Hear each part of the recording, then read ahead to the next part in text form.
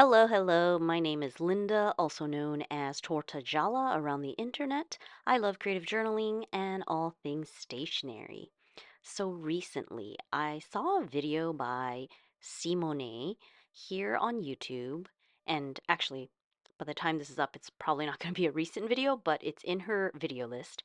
And she was sharing how she was using her pilot parallels for creating bold titles and also how she altered some of them, like putting the nib into different fountain pen bodies. I'll definitely link the video below. After watching that video, it sort of reminded me that, oh, I actually have a pilot parallel. Basically, it's been collecting dust in a drawer. I got it years ago when I thought it would be fun to like create titles like with, calligraphy or something. But of course, I have zero skills in that arena. So it's not like buying the pen would suddenly make it possible for me to create beautiful writing, right? It's one of those aspirational purchases that I need to stop myself from engaging in, like, without more intention. If you watched my top five stationery regrets video, you'll know what category I'm referring to. Basically, when you like buy a product thinking that just buying it will, make you become that person or give you XYZ result. Obviously, I want to improve my handwriting and like have some kind of lettering or calligraphy skill, but I immediately realized that there's obviously a learning curve to using pilot parallels. And I had just like ripped it open, tried to use it, and could not really write anything properly. And it just seemed really hard. And part of those frustrations were because I was delusional, in thinking that just buying a pen would, enable me to do like cool calligraphy titles, when in actuality, you obviously have to practice. I obviously did not, spend the time practicing or trying it out. And, the novelty just wore off really quick. And so I stuck it like in a drawer and it was just forgotten about until now. So I did go down the rabbit hole of watching other videos and people putting their pilot parallel nibs into different pen bodies. I guess it's sort of like a tiny trend, I guess, in the stationery world right now. Very cool. And I actually have some of those other pen bodies as well, and I thought, "Ooh, that would be something to do," but I'm waiting to use up the ink in those pens. I don't wanna, like, flush them out and just waste the ink, and I just sort of realized, like, why don't I just pull out my Pilot Parallel and practice? Or you can call it play, but basically, the only way to learn something is to keep trying and working at it. Um, I, barely tried in the past when I first bought my pilot parallel, I just sort of gave up and thought, oh, it's not for me. Um, and I know we aren't supposed to be influenced, but I did get another pilot parallel, so I will show you. But this was not done on impulse. It was with intention after writing about it and trying to like consider like, okay, what is the point of all of this? The reason why I wanted another one instead of just using the one that I already have, which is a very giant 3.8 millimeter pilot parallel, I wanted to try another size and definitely a smaller size so that it wouldn't be such a huge, drastic jump, if that makes sense, from using like a stub nib or something. Um, so after thinking about it and considering, okay, what can I do? Will I actually use the things? Um, it made sense if I put the time into it. And it would go hand in hand with me wanting to write titles or headings and things like that to, include like a bold word or two in my journaling. So it's not just like a huge block of text. So to follow my own intentions, I, immediately opened up this new Pilot Parallel and put in the time to practice and such. I already had a pack of multicolor cartridges, and I don't really like these colors very much, but I do plan to just use up all these cartridges in practice, um, just to play around. So if I actually use up all these cartridges, then that means that I would have practiced a lot, right? And I should have a better idea of what kind of leathering, like like what type of, calligraphy or lettering that my meager skills will be able to do. And then once these cartridges are used up, I can just fill them up with my preferred fountain pen inks, and actually use the pens in my journaling because I would probably prefer other colors. That is the game plan anyway. And watching Simone's video, it actually already helped me because she was talking about how you have to go very slow. And I basically do the opposite. Sometimes I think that I'm like this anxious, like I'm in an anxious hurry to do things, even though there is no rush. So it's almost like the opposite of what journaling is supposed to be doing for us, right? I I just like the idea of having to consciously slow down like so much to the point where it almost feels like uncomfortable. But I want to approach it that way to like try something new to help myself like do things a little bit differently and have a different perspective. So the Pilot Parallel is a pretty inexpensive pen and it comes in plastic packaging. Inside you get the pen, you get a cartridge to start things out. There's like a shim kind of thing to clean out gunk from the nib, and also like a bulbous kind of thing to enable you to clean your pen, like to flush it out. And the paper that comes with it actually has a lot of information, like explaining everything, showing you how to use it, giving you instructions on how to do some like lettering and calligraphy, how to use, this type of nib. And of course, the first time around, I didn't look at this, I didn't read this. I like glazed over everything and just jumped in trying to like make marks. And it's not to say that there's a right or wrong way to do things, but like I just sort of couldn't really use it. And then I was like, oh, it's not for me, too bad. I'll just give up. And maybe that's fine because perhaps it wasn't the right time in my life for that kind of exploration and doing that kind of thing. But now that I've been swimming in fountain pens and inks, I really want to learn and use these pens. And it's also just an effort for me to regularly look at my stash and go through the things and use the things. I know that might sound like just weird and silly, because duh, of course you want to use your things. But if you have been in this hobby for a while, you've probably accumulated a lot of supplies and tools. And it's just not possible to be touching like all the things all the time, right? So I feel like I want to embark on this project of choosing one thing to focus on and then like having a session of like playing with those supplies or something to figure out how I want to use it, how I can use it, or maybe incorporate it in my journaling more, or ultimately maybe getting rid of it if it's not my thing. And early in the year, I did destash a bunch of stuff, but like sometimes, like certain things, they're just not easy to destash. Like when you have a mix of like old things that you can't even give away, like old acrylic stamps or like rubber stamps that are really old, like especially if they're not like name brands, like it's not easy to destash items that aren't like a big ticket item, if that makes sense. So my hope is to come and share every once in a while something in my stationary life that I'm like revisiting and using and experimenting with, so that I can use the things and all the while also evaluate like, okay, do I want to use this thing? Um, or do I need to somehow, get rid of it? So in this video, it's all about my pilot parallels. The new one is 1.5 millimeters, so significantly smaller than the original one that I had is 3.8. Um, but I feel like I have a good variety now of sizes to play with. So I'm gonna go through and like read this flyer and actually try to learn some things and practice following the steps and get a better feel of how I can use these pilot parallels. And of course, just do like, daily practice or free mark making.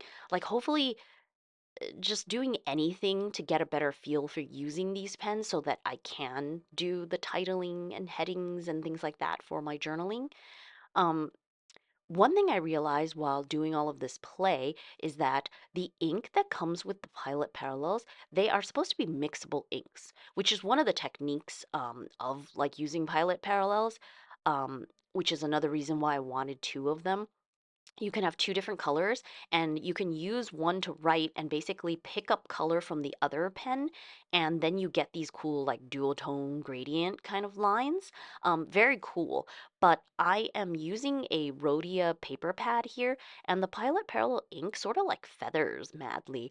My fountain pens work fine on this paper, so I don't know. The Pilot Parallel ink must be just like a different thing because of the effects that it does. Maybe it's more fluid, maybe it's for color mixing, maybe for calligraphy purposes we're supposed to use a different kind of paper. I'm not really sure, but no, I'm not going to buy anything else. I'm just going to use what I have. So I'm just going to try practicing on the Rhodia pad, or I also have a Clairefontaine notebook that I can try and see how that works out.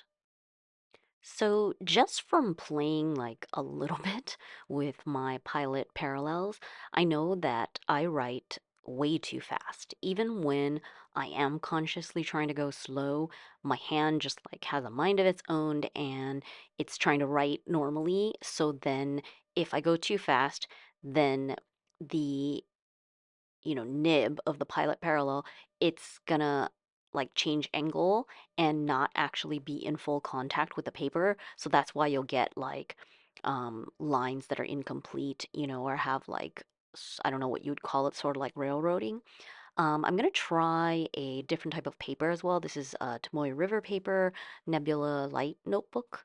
But basically, I feel like different from a fountain pen that is usually pretty smooth on paper. Even on the Rhodia paper, it doesn't necessarily have to be Tomoe River, but the Pilot Parallel, I don't know, I think it's a little bit more scratchy. I almost feel like the surface is really hard and like I'm, dragging the pen around, and am I pushing too hard maybe? Maybe do I need to not only go slower but have a lighter touch as well? Because if you go slow enough, I mean, the ink is coming out, so you don't have to worry that ink is not going to come out of the pen. So you don't really need a lot of pressure. But at the same time, I feel like maybe I also need some kind of pencil board or something under my piece of paper to like give it a different feel. So trying this 1.5 millimeter Pilot Parallel, and this is the Pilot ink, the one that came with the package, it is feathering on this Tomoe River paper. So I don't know what is going on. It's really weird. I feel like it is this ink. Like the mixable color ink is probably something obviously meant for calligraphers, and I'm assuming that the paper that they use is different and probably not thin. I have a moleskin here, and I just decided to write in it to see like the effect, like what, um, how does it turn out on, moleskin paper that usually would not be good for fountain pens, but I happen to have this notebook that actually works with my fountain pens. It's like one of those unicorn moleskin notebooks where I can journal with my fountain pens, and obviously there's ghosting, but like it doesn't bleed through. Um, and then I just want to try some color mixing. I mean, I only have these two right now because they're inked up with green and red, so I can try that out. And I realized that it does not take that many taps to get a lot of ink into the other pen. So you can't see it happening. So I feel like you have to do some tests and you just sort of like tap, tap, tap and sort of try to think like how many taps do you want? Like how much ink do you want to go through? So I was sort of counting to be like, okay, if I tap it, because you could also hold it, but then you don't know how much is going through, and it means that your pen is just going to be completely one color and then it'll transition to the other color. Obviously, it's going to take a lot of testing to figure out like this whole color gradient thing to see how it would work. But I think I can sort of worry about that later because I just need to practice making lines and marks before wanting to do like fancy effects. I think it's fun to play with, but at the same time, uh, I probably also get distracted, wanting to do like fancier things because they look so cool, but like I'm not even there yet. I need to do, the basics. But I switched back to this Nebula light like notebook just to practice. The Moleskin paper actually, it didn't feather, was working a little bit better than this Tomoe River paper, but it was like on the verge of bleeding through. Again, I'm pretty sure it just has something to do with this mixable pilot ink, which I don't really plan on using. Um, I guess if you do want the gradient effects, do you have to use their ink or does it work if you try to mix like two fountain pen inks as well? I wonder if they mix the same way or not. But obviously, that will be a future thing to play with. Right now, I just want to go through all of these cartridges. So I have like 10 of them, I guess. Um, I think when you buy a new one, it comes with like a color one and then a black ink. But basically, I have a lot of cartridges to go through, so lots of practice to do. And so I, probably want to almost do like drills, almost like handwriting practice, where you can do the alphabet, do lines, practice mark making really just in general. Um, just for the fake sake of practicing. So, sort of like when you're exercising, right? Because I know, I mean, I get impatient and it's almost like, oh, I just want to be able to like make a title, make a heading or something already. By the way, please excuse my hair going nuts and into the frame. I do find it very difficult to film like these overhead shots without like hunching over my paper because maybe that's how I usually would be writing on my desk. So props to all of you guys who do videos that seem like so comfortable and easy because I find that very difficult to do. So, pretty much just from playing around, I think that my game plan is just to do the alphabet and do marks and lines and just, switch around from the 1.5 to the 3.8 and just keep practicing until there's no more pilot parallel mixable ink. And hopefully, that will be the marker of like, okay, you should be able to write a word or two using fountain pen ink and include that in my journaling. So that is the goal. But I'm just going to switch back also to the Rhodia paper because I almost feel like wasting like Tomoe River paper if it's going to be feathering and not really work that well. I can't say that I like the feel of either of these papers, so I don't really know if um, I need like, it's almost like I want something soft under, so it wouldn't be like a pencil board because that would be rigid, right? I don't know. Or maybe this is just what it is to not know how to use something and be like a beginner because I need to get a feel for it. So the smaller sized nibs, I think that they will be easier to use. Sort of like when you're using fountain pens, you have extra fine, fine, medium, broad, double broad, stub, 1.1, 1.5. So this is a 1.5. So it's not like so crazy because there's just less area for you to like angle the pen incorrectly and not get a full line. And then as you go up in size, it's going to get harder and harder, meaning you probably have to go slower and slower. I think the Pilot Parallel goes up to 6 millimeters. So I am not, I haven't gotten to that. And I don't know if that would actually be too big anyway for my purposes because the 3.8 that you can see me practicing in the green color, I think that's like pretty big, like wide enough for me when it comes to if I wanted to do like a title or something. I don't think I would want to go even broader than that, at least not right now. So I think I'm okay. I have, obviously fountain pens with different sized nibs all the way up to a 1.1 stub. And now I have the Pilot Parallel that is 1.5 and a 3.8. So I just felt like it was a good enough variety of differences. And then that would make it like I have all that I need for now in terms of variety. When I was going down the rabbit hole and watching a lot of YouTube videos on how to use Pilot Parallel and like how to practice, it seems that people do recommend to get like the giant size because if you can train yourself to write slow and controlled with the giant size, you probably wouldn't have a problem going down, if that makes sense.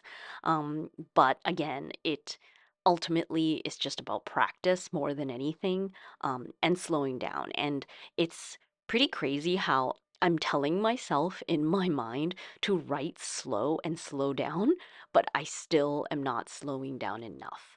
So you can see here all the paper that I'm using. The ink is definitely going to the other side, either bleeding or almost bleeding, or being, ghosting so much that, you're not going to use the other side of the piece of paper. So there probably is some type of like illustration paper or like calligraphy paper that people probably use for these purposes. But, I'm just practicing, so I'm going to use whatever I had. This Rhodia pad is usually what I use for just like random scribbles and things with my fountain pens. So it'll take all the ink, and if I have to only use one side, then whatever. Um, but later on, I did just take some printer paper, and I realized that it works really well even just on printer paper. Like there's no feathering. So you really probably want to try all the different kind of papers that you have on hand and just see which one works the best. But if you know of paper that has a different feel with the Pilot Parallel nib, definitely let me know down in the comments because I still feel like um, it's not that it's scratchy. Obviously, I can write, and I'm not scratching the paper, but it just feels like it's not soft, I guess. And maybe that is just how like the Pilot Parallel is. I don't know. So I will have to keep practicing and see if, you know, things change with time and my hand actually like learns something.